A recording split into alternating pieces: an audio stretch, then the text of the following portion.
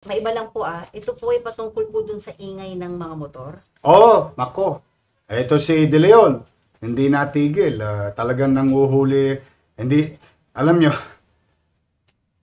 huwag nyo nang gastusan. Meron na naman ngayon kasi dati tumitira sila sa Abad Santos. Alam mo saan tumitira ngayon? Doon sa tulay, sa bagong tulay, yung ginawa ng China government. Yung niregalo sa atin sa Binondo. Ay, nako, pag nahuli kayo, sayang lang ang mga pinambili ninyo ng maiingay na tambucho na yan. Matter of time, mahuhuli kayo. Kasi bawal talaga. Kasi nakakapamerwisyo na tayo. Kung gusto nyo ng karerahan, pumunta kayo doon sa tamang karerahan. Ikaw ba, Mocha, nagkakarera ka ba ng motor? Hindi. Ginagamit mo siya sa mode of transportation and hobby.